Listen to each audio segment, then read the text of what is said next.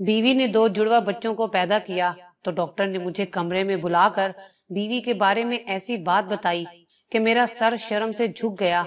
मुझे यकीन नहीं हो रहा था कि मेरी बीवी ऐसी हरकत भी कर सकती है। दिल चाहता था कि बीवी को अभी आजाद कर दूं, मगर मैं सब्र कर गया और आंखें झुकाकर डॉक्टर की बात सुनता रहा। बीवी की इस हरकत से मैं डॉक्टर की आंखों में आंखें नहीं मिला पा रहा था। बीवी को घर ले आया तो वो मुझसे रोजाना 1 किलो गोश्त मंगवाती और कहती कि मैं बहुत कमजोर हो गई हूँ। मैं रोज 1 किलो गोश्त ले आता। बीवी गोश्त पकाकर छत पर ले जाती, वापिस आती तो कहती मैंने खा लिया है। मैं हैरान था कि वो 1 किलो गोश्त कैसे खा सकती है। छत पर जाता तो कोई ना होता। फिर एक दिन छत से मुझे किसी की आवाज महसूस हुई। छत पर गया तो सर पर आसमान टूट पड़ा। अचानक मुझे डॉक्टर की बताई हुई बातें याद आने लगी, क्योंकि मेरी बीवी तो मेरा नाम रिजवान है। मेरी उम्र 10 साल थी जब हर रात मेरे माँ बाप के कमरे से लड़ाई झगड़े की आवाजें आया करती थी। मेरे बाबा एक मजदूर थे। वो दिन रात मेहनत करते थे। उनके पास हमेशा बहुत कम पैसे होते थे। वो मुझे भी यही समझाते कि हम लोग गरीब हैं, हमारे पास इतनी आमदन नहीं है कि हम फजूल खर्च करें। इसलिए मुझे अभी से इस बात को समझना होगा कि वो मेरे लिए वो सब नहीं खरीद सकते जो दूसरे बच्चों के माँ बाप उनके लिए खरीदते हैं। मुझे ये बात याद रखनी है कि मैं गरीब इंसान का बेटा हूँ, इसलिए मुझे मेहनत करके जिंदगी में कुछ बनना है। मगर दूसरी तरफ मेरी माँ मुझे वो हर चीज ला कर देती जो मैं उनसे मांगता था। महंगे से महंगे कपड़े लाती, अच्छे से अच्छा खाना बनाती और महंगी महंगी चीजें और खिलौने भी मुझे लाकर दिया करती थी। लेकिन मैं उन कपड़ों को सिर्फ तब तक ही पहन सकता था जब तक मेरे बाबा घर नहीं आते थे। मैं उन खिलौनों से भी तब तक खेल सकता था जब तक बाबा घर पर नहीं होते थे। जैसे ही मेरे बाबा घर आते, मैं फिर से अपने पुराने कपड़े पहन लेता। मेरी माँ सारे खिलौने और कपड़े छुपा देती। एक दिन मेरी माँ मेरे लिए बहुत मजे का पिज्जा लाई। मैंने उसे बहुत मजे लेकर खाया, लेकिन मैंने जरूरत से ज्यादा ही खा लिया। रात को मेरे पेट में शदीद दर्द हुआ। मुझे मोहल्ले के हकीम के पास ले गए। हकीम ने पूछा कि बेटा तुमने क्या खाया था। दर्द की शिद्दत में मैं बोल उठा कि मैंने पिज्जा खाया था। बाप ने हैरान होकर मेरी तरफ देखा और कहा ये मजाक कर रहा है, हमने इसको पिज्जा नहीं खिलाया, हमने तो दाल रोटी खाई थी। डॉक्टर ने मुझे दवाई दे दी और मैं घर आते रास्ते में ही सो गया। लेकिन फिर से मुझे मेरे माँ बाप के झगड़ों की आवाजें आने लगी। मैं अपने कमरे में था, लेकिन उन आवाजों को साफ सुन सकता था। कहाँ से लाई तुम पिज्जे के लिए पैसे? तुम जानती हो आजकल ये पिज्जा कितना महंगा है। तेरे पास इतने पैसे कहाँ से आए कि तू पिज्जा लेकर आ सके? और ये कपड़े ये किसने दिए हैं? ये महंगे महंगे खिलौने ये कहाँ से आए हैं? मुझे बता दे शमशाद, अगर तू कोई गलत काम कर रही है तो मैं तुझे तलाक दे देता हूँ, फिर जो दिल चाहे करना, लेकिन अभी मेरी इज्जत को नीलाम ना कर। मेरा बाप रोता हुआ चिल्ला रहा था। माँ भी आज बोल उठी, कहने लगी कि मैंने अपनी इज्जत का सौदा नहीं किया। तुम ऐसा सोच भी कैसे सकते हो? मैं भी हर माँ की तरह यही चाहती हूँ कि मेरा बच्चा अच्छी चीज खाए, अच्छे कपड़े पहने, जो उसका दिल करता है वो खाए। तुम कहते हो कि मैं तुम्हें सब कुछ लाकर दूंगा, लेकिन तुमने आज तक ऐसा नहीं किया। मैं ये सिर्फ अपने बेटे के लिए नहीं बल्कि तेरे लिए भी कर रही हूँ। लेकिन तुझे मेरी फिक्र और मोहब्बत समझ में नहीं आती। मेरी फिक्र ना कर, मुझे ये बता तू ये पैसे कहाँ से ला रही है? मुझे बता दे शमशाद, नहीं तो मैं खुद को कुछ कर लूंगा। कुछ देर के लिए खामोशी छा गई। मेरी माँ ने मेरे बाप को कुछ कान में बताया था, लेकिन बाप फिर से चिल्लाने लगा कि तू जो भी कर रही है वो गलत है। माँ ने चिल्लाते हुए कहा ये गलत है या नहीं, लेकिन मैं अपने बेटे को तरसते भिलकते नहीं देख सकती। हमारे घर में लड़ाई झगड़े बहुत बढ़ने लगे। मेरी माँ ने मुझे पढ़ने के लिए शहर भेज दिया। अब मैं बड़ा हो गया था। मैंने अपनी तालीम भी तकरीबन पूरी कर ली थी जब मुझे मेरे बाबा की कॉल आई। उन्होंने मुझे ये बुरी खबर सुना दी कि मेरी माँ इस दुनिया में नहीं रही। मैं घर आया तो मेरी माँ को कफन में लपेटा देखकर मेरा दिल भर आया। मैं फूट फूट कर रोया कि मेरी माँ को जाने क्या हो गया, क्यों हमें छोड़कर चली गई। बाबा ने बताया कि हम सब नहीं जानते कि इसे क्या हुआ है, बस अपने कमरे में मुर्दा हालत में मिली है। कई हफ्तों तक मैं उदास रहा, क्योंकि इतने साल में अपनी माँ के पास भी नहीं रहा था, और जब वापस आया तो वो इस दुनिया से चली गई थी। اب میں نے واپس جانے کا ارادہ دل سے نکال دیا اور گاؤں میں ہی کام کرنے لگا۔ جب مجھے میری خالہ نے بتایا کہ تمہاری ماں مرنے سے پہلے تمہارے لیے ایک لڑکی پسند کر گئی تھی، یہ اس کی آخری خواہش تھی، تمہیں اس لڑکی سے شادی کرنا ہے، میں حیران و پریشان رہ گیا کہ میری ماں نے مجھے بنا بتائے، مجھ سے پوچھے بغیر میرے لیے لڑکی پسند کر لی ہے۔ میں نے بابا سے کہا تو میرے بابا نے کہا کہ ہاں، تمہاری ماں نے تمہارے لیے لڑکی تو پسند کی تھی، وہ ہمارے گھر بھی آتی جاتی تھی، لیکن میں نہیں چاہتا تھا کہ تمہاری اس لڑکی سے شادی ہو۔ میرے بابا نے تو صاف انکار کر دیا اور کہہ دیا کہ تم اس لڑکی سے شادی نہ کرنا جو تمہاری ماں تمہارے لیے پسند کر گئی ہے۔ لیکن میرے دل میں میری ماں کے لیے ہمیشہ سے بہت محبت تھی، میں ان کی آخری خواہش کو کیسے پورا نہ کرتا۔ میری خالہ نے مجھے بتایا کہ تمہاری ماں بہت تکلیف میں مری ہے، تمہارا باپ تمہارے جانے کے بعد تو اس سے اور بھی جھگڑا کیا کرتا تھا، سارا دن اس سے لڑتا تھا۔ بیٹا، اب ہم کسی پر الزام نہیں لگاتے اور بنا ثبوت کے کسی پر الزام لگایا بھی نہیں جا سکتا، پر مجھے تو یہی لگتا ہے کہ میری پیاری بہن نے کوئی ٹینشن لی تھی، دل میں کوئی بات رکھ لی تھی کہ اچانک ہی وہ اس دنیا سے چلی گئی، ورنہ خود سوچو ابھی اس کی عمر ہی کیا تھی، اسے کوئی بیماری بھی نہیں تھی، اور یہ اس کی آخری خواہش ہے، اگر تم پوری کرو تو تمہاری ماں کو خوشی ہوگی، نہیں تو اس کی روح بھی تڑپتی رہے گی، اور تمہارا باپ کیوں تمہاری ماں کی آخری خواہش پوری نہیں کرنا چاہتا۔ میں تمہیں اس لڑکی کی تصویر دکھاتی ہوں، اس کا نام نور ہے، خوبصورت، پڑھی لکھی اور پیاری لڑکی ہے، پھر اس کا اس دنیا میں کوئی اور بھی نہیں ہے، اس سے شادی کرنے سے اور اس کو پناہ دینے سے تمہیں ثواب بھی ملے گا اور ایک اچھی ہمسفر بھی ملے گی۔ میں نے دل میں سوچ لیا کہ اپنی ماں کی آخری خواہش پوری کروں گا۔ میں نے اس لڑکی سے شادی کر لی۔ میں نور کو دیکھ کر حیران رہ گیا، وہ واقعی بہت حسین اور خوبصورت تھی۔ شادی کی پہلی رات میں نے اس سے اپنی ماں کے بارے میں پوچھا تو اس نے بتایا کہ وہ میری ماں کے پاس گھرداری سیکھنے آیا کرتی تھی، جب میری ماں بیمار ہوتی تو ہمارے گھر کے کام نور ہی کیا کرتی تھی، اس لیے ماں نے اسے پسند کر لیا تھا۔ اس نے مجھے یہ بھی بتایا کہ میری ماں آخری وقت میں بہت پریشان تھی اور اس پریشانی کی وجہ میرا باپ تھا۔ نور بہت ہی اچھی لڑکی تھی اور ہنر مند لڑکی تھی، میرے گھر کو بہت اچھے طریقے سے سنبھال رہی تھی۔ شادی کے کچھ عرصے بعد اللہ نے ہمیں اولاد کی خوشی بھی دے دی اور 5ویں ماہ یہ بھی پتا چل گیا کہ نور 2 بچوں کو جنم دینے والی تھی۔ ان 9 مہینوں میں میری بیوی بہت زیادہ بیمار رہنے لگی، اس کی طبیعت بہت خراب تھی۔ میرے والد صاحب نہ جانے کیوں نور سے بہت نفرت کرتے تھے، کبھی کبھی تو اچانک ہی ان کو اتنا غصہ آ جاتا کہ وہ اس کے ہاتھ کا کھانا بھی ناپسند کرتے تھے۔ میں اپنے بابا سے بچپن سے ہی ڈرتا آیا تھا، یوں تو نور ان کے سامنے کچھ نہ بولتی، لیکن اکثر مجھے یہ کہتی کہ تمہارے باپ کو مجھ سے جانے کیوں اللہ واسطے کا بیر ہے۔ خیر، میں آخر کب تک یہ سب برداشت کروں گی؟ اس کی طبیعت خراب رہتی تھی، پھر بھی وہ یہ سب برداشت کرتی۔ میں جانتا تھا کہ وہ اپنی جگہ ٹھیک ہے، میری تعلیم پوری نہیں ہوئی تھی، اسی لیے مجھے کوئی اچھی نوکری نہیں ملی تھی، گھر کے حالات ٹھیک نہیں تھے۔ پھر وہ دن بھی آ گیا جب اللہ نے ہمیں 2 چاند سے بیٹوں سے نوازا، لیکن نور کا بڑا آپریشن ہوا تھا۔ اسی روز ڈاکٹر نے مجھے اپنے کمرے میں بلایا اور نور کے بارے میں ایسی باتیں بتائیں کہ میرا سر شرم سے جھک گیا۔ دل کرتا تھا کہ نور کو ابھی طلاق دے کر گھر سے بھیج دوں۔ میں ڈاکٹر کے آگے شرمندہ سا کھڑا رہا، غصے کی وجہ سے میرا چہرہ لال ہو رہا تھا، مگر میں اس خوشی کے موقع پر بدمزگی نہیں چاہتا تھا۔ اب وہ میرے 2 بیٹوں کی ماں بن چکی تھی، اسی لیے میں سب کچھ بھلا کر چپ ہو گیا۔ بیٹوں کی پیدائش کے بعد وہ مزید کمزور ہو گئی تھی۔ گھر لے آیا تو نور بولی مجھے روزانہ 1 کلو گوشت لا دیا کرے، میں بہت کمزور ہو گئی ہوں۔ میں نے سوچ لیا کہ باقی خرچے کم کر دوں گا، مگر اپنی بیوی کے لیے گوشت ضرور لے کر آیا کروں گا۔ میں ہر ہفتے میں 3 سے 4 بار نور کے لیے 1 کلو گوشت لے کر آتا، مگر میں نوٹ کرتا وہ گوشت لے کر چھت پر چلی جاتی، جب نیچے آتی تو کہتی میں نے گوشت کھا لیا ہے۔ آخر ایک ہی دن میں وہ 1 کلو گوشت کیسے اکیلی کھا سکتی تھی؟ میں جب بھی گھر آتا تو نور چھت پر ہوتی۔ میں نے نوٹ کیا تھا کہ وہ رات کو بھی اٹھ کر 1-2 چکر چھت پر لگا آتی تھی۔ ابھی اس بات کو کچھ ہی دن گزرے تھے کہ میرا ایک بیٹا فوت ہو گیا۔ میں حیران تھا کہ وہ تو بالکل ٹھیک تھا، اچانک سے کیسے فوت ہو گیا؟ یہ ہم دونوں میاں بیوی کے لیے بہت بڑا صدمہ تھا۔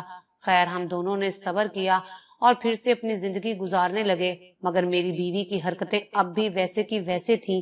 ایک روز میرے بیٹے کے رونے پر میری آنکھ کھلی تو میں نے دیکھا نور کمرے میں نہیں تھی۔ میرا بیٹا مسلسل رو رہا تھا، میں گہری نیند سے جاگا تھا، اس لیے میرا موڈ خراب ہو گیا۔ بچے کو روتا چھوڑ کر یہ جانے کہاں چلی گئی ہے۔ میں نے سارے گھر میں دیکھا، وہ کہیں نہیں تھی۔ پھر اچانک وہ چھت سے نیچے اتر رہی تھی۔ مجھے یوں دیکھ کر وہ گھبرا گئی۔ میں نے کہا، تم یہاں کیا کر رہی ہو؟ بچہ رو رہا ہے، تمہیں آواز نہیں آ رہی؟ کہنے لگی، میں نے سن لیا تھا، میں بس آ رہی تھی۔ میں نے اس سے پوچھا کہ تم چھت پر کیوں گئی تھی؟ تو کہنے لگی کہ کمرے میں گرمی بہت تھی، چھت پر ٹھنڈی ہوا چل رہی تھی، بس اسی لیے میں گئی تھی۔ مجھے غصہ تو آیا، مگر میں نے نور کو کمرے کی طرف جانے کو کہا۔ میرے والد صاحب بھی بچے کی آواز سے جا گئے تھے۔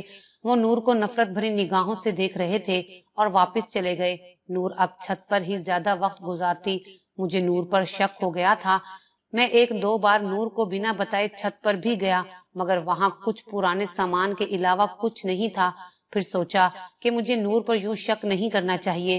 یوں ہی وقت گزرنے لگا کہ میں اپنے بیٹے کو لے کر بازار گیا۔ اب میرا بیٹا 1 سال کا ہو گیا تھا۔ اس نے بازار میں کھلونا دیکھ کر اسے مانگنے کی ضد کی۔ اس کھلونے کو دیکھ کر رونے لگا۔ میرے بیٹے نے پہلی بار مجھ سے کچھ مانگا تھا۔ میں سمجھ گیا کہ اسے یہ کھلونا چاہیے۔ میں نے دکان میں جا کر اس کھلونے کی قیمت پوچھی تو وہ میری اوقات سے باہر تھی۔ میں نے اپنے بچے کو کوئی اور چیز لے کر دی اور اسے گھر لے آیا، اور وہ نور کے سامنے بھی رو دیا۔ بیوی نے پوچھا کہ یہ کیوں رو رہا ہے؟ تو میں نے اسے بتایا کہ فلاں دکان پر اسے ایک بہت بڑا بھالو پسند آ گیا تھا، لیکن وہ 3000 کا تھا، اس لیے میں اسے لے کر نہ دے سکا۔ تم اس کو کچھ بنا کر کھلا دو تاکہ یہ بہل جائے اور اس بھالو کو بھول جائے۔ اگلے دن میں گھر آیا تو یہ دیکھ کر حیران رہ گیا کہ میرا بیٹا اسی بھالو سے کھیل رہا تھا اور بہت خوش نظر آ رہا تھا۔ میں نے نور سے پوچھا کہ اس کے پاس یہ بھالو خریدنے کے پیسے کہاں سے آئے؟ اس نے کہا کہ میری کمیٹی نکلی تھی تو میں جا کر اس کے لیے بھالو لے آئی۔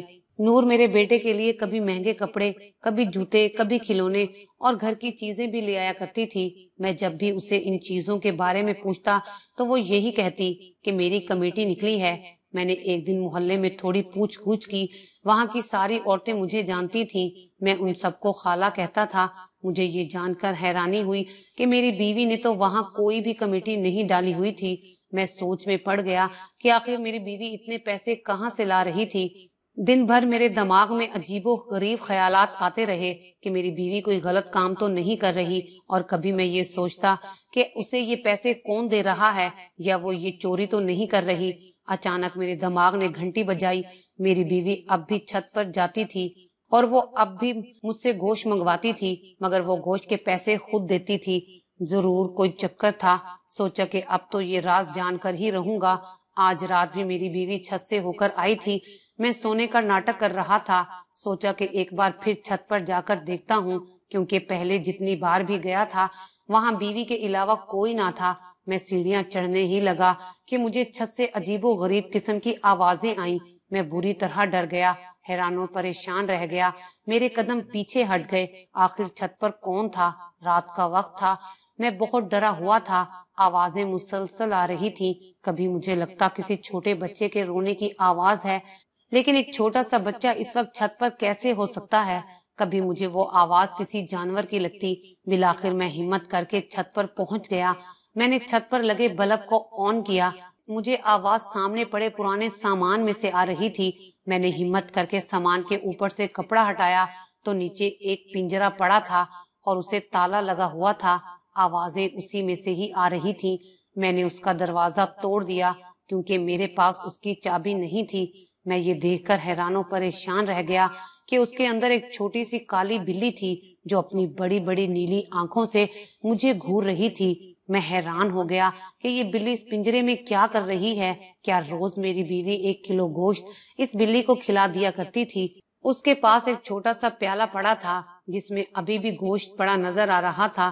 آخر میری بیوی نے ایک کالی بلی یہاں کیوں پال رکھی ہے؟ اگر یہ بلی اس نے پالی ہے تو مجھ سے کیوں چھپا رہی ہے؟ میں حیران و پریشان وہیں کھڑا تھا کہ اچانک مجھے اپنے کندھے پر کسی کے ہاتھ کا دباؤ محسوس ہوا۔ میں بری طرح ڈر کر پلٹا تو وہ میرے بابا تھے۔ مجھے میرے بابا نے کہا کہ یہ کوئی عام بلی نہیں ہے۔ میں تمہیں ایک بات بتاتا ہوں، تمہیں شاید یاد نہیں ہو، لیکن جب تم چھوٹے تھے تو تمہاری ماں بھی تمہارے لیے ایسے ہی مہنگے مہنگے تحفے اور کھانے پینے کی ایسی چیزیں لایا کرتی تھی جن کو خریدنے کی ہماری اوقات نہیں تھی۔ میں بہت ہی غریب آدمی تھا۔ وہ ایک غلط کام کر رہی تھی، پر یہ ایسا کام تھا جو میری سوچ سے بھی باہر تھا۔ یہ ایسی بلی ہے جس پر بہت بڑا کالا جادو کیا گیا ہے۔ یہ ایک بہت قدیم جادو ہے جس میں کالی بلی کو 40 راتوں تک قبرستان میں لے جایا جاتا ہے، پھر اس پر کچھ پڑھا جاتا ہے۔ یہ بہت خطرناک عمل ہے۔ اگر آپ اس میں ناکام ہو جائیں تو آپ کی جان چلی جاتی ہے۔ تمہاری ماں نے بھی ایسی ہی ایک بلی پر عمل کیا تھا۔ اس کے پاس بھی ایک ایسی ہی کالی بلی تھی جسے وہ چھپا کر رکھتی تھی۔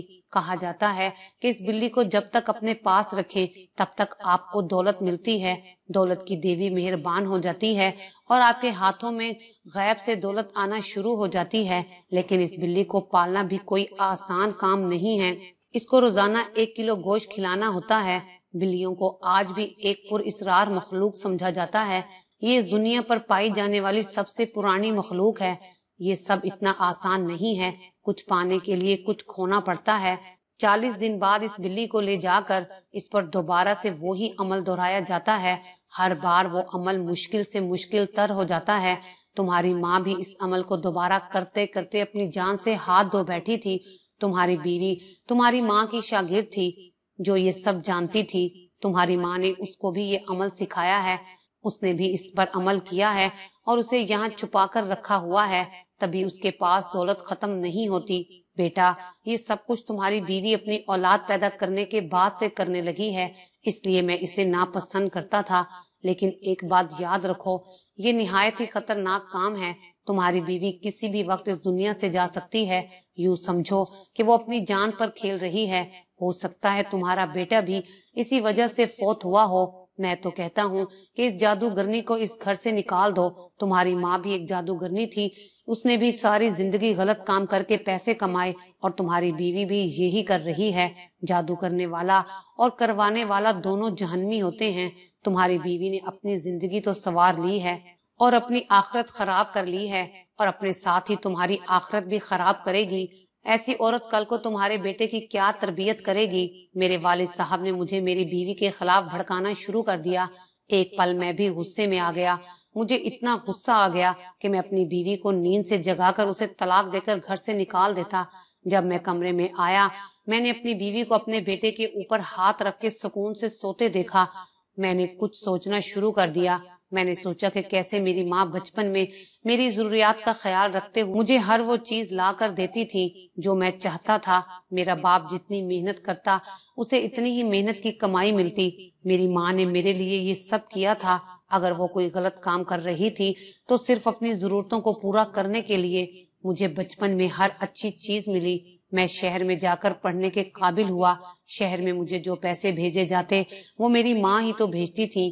ساری زندگی وہ میری خاطر اپنی جان پر کھیلتی رہی۔ میری خاطر ہی وہ ایک خطرہ مور لے کر اس دنیا سے چلی گئی، اور اب میری بیوی اپنی اولاد کے لیے سب کچھ کر رہی ہے۔ پھر سوچنے لگا کہ میں نے نور کو کبھی بھی اپنے لیے کوئی چیز لیتے ہوئے نہیں دیکھا۔ اس نے اپنے لیے کوئی نیا جوڑا خریدا ہو، کوئی مہنگا سوٹ پہنا ہو، یا اپنے لیے کوئی سونے کی چیز بنائی ہو۔ وہ تو ہمیشہ میرے بیٹے کے لیے اور اس کی خوشی کے لیے ہی چیزیں لایا کرتی۔ پھر مجھے یاد آیا کہ جب میرا بیٹا ایک کھلونے کے لیے بلک بلک کر رو رہا تھا، میں اسے وہ کھلونا نہ دلا سکا۔ پھر بھی وہ پل میری آنکھوں کے سامنے گھوم گیا جب میرا بیٹا بہت خوشی خوشی اس کھلونے سے کھیل رہا تھا اور بہت خوش نظر آ رہا تھا۔ میری بیوی اگر یہ سب کر رہی تھی تو مجبوری میں کر رہی تھی اور اپنے بیٹے کی ضروریات کا خیال رکھ رہی تھی۔ پھر مجھے ڈاکٹر کی باتیں یاد آ گئیں۔ ڈاکٹر نے مجھے کہا تھا کہ تمہیں علم بھی ہے تمہاری بیوی کتنی کمزور ہے، وہ 2 بچوں کی ماں بننے والی ہے، اور تم نے اس کی صحت کا کوئی خیال بھی نہیں رکھا۔ پیدائش کے وقت اس کی اور بچوں کی دونوں کی جان کو خطرہ ہوگا، اور یہ بھی بتایا کہ تمہارا ایک بیٹا بہت کمزور ہے۔ مگر اس وقت مجھے یہ لگتا تھا کہ یہ سب باتیں میری بیوی نے ڈاکٹر کو بتائی ہوں گی کہ میں اس کی صحت کا خیال نہیں رکھتا۔ تبھی مجھے اس وقت بیوی پر بہت غصہ آیا، مگر آج مجھے یہ باتیں سچ لگ رہی تھی۔ میں کبھی بھی اپنی بیوی کے لیے کوئی فروٹ یا کھانے کی چیز نہیں لایا تھا۔ میں بالکل بھی اس کا خیال نہیں رکھتا تھا، اگر صاف صاف الفاظ میں کہوں تو میں کام چور تھا، کبھی بیوی اور بچوں کے لیے سوچا بھی نہیں تھا۔